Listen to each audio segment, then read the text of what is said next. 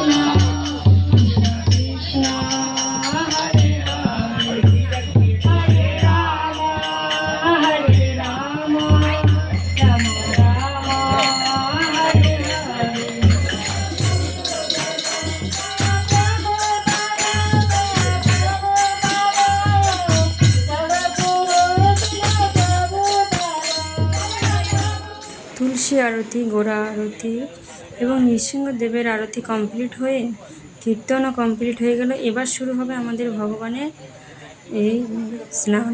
রাত 12টা বেজে যাচ্ছে। তো এবার আমাদের সমস্ত কিছু রেডি করা হবে।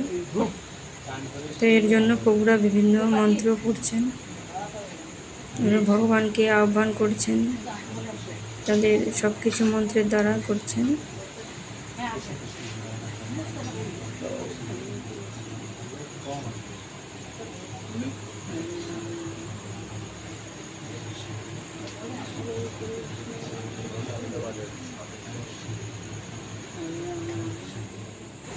এবার শুরু হয়ে গেছে ভগবানের স্নান। একে একে সবাই ভগবানকে স্নান করাবে। রাত 12টা বেজে গেছে।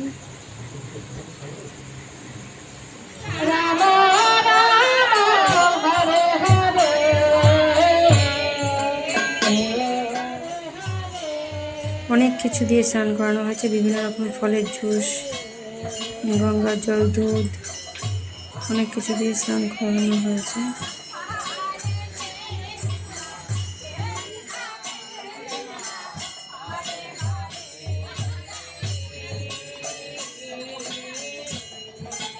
তো ভগবানের স্নান কমপ্লিট হয়ে গেছে, এবার ভোগ নিবেদন হবে। ভোগ নিবেদনের জন্য কীর্তন হচ্ছে।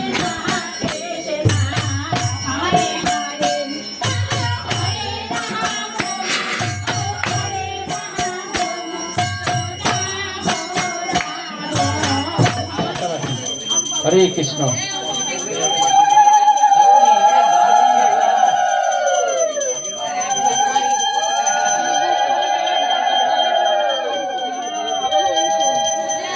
বাজে রাত 12:30 একটা প্রায়। আমরা নির্জলা উপোস করেছিলাম। তো এইবার আমাদের উপোস ভঙ্গ করা হবে চরণামৃত দিয়ে। এরপর কিছু প্রসাদের ব্যবস্থা আছে। তো আমরা সারাদিনই নির্জলা উপোস করেছিলাম, জলও খাইনি। তো এখন প্রথমে ফল দিয়ে দিল, এরপর সাবু, বাদাম সেদ্ধ, আলু ভাজা এইগুলো দিয়েছে। তো আজকের ভিডিওটা এখানে, আবার আসবো নেক্সট ভিডিও।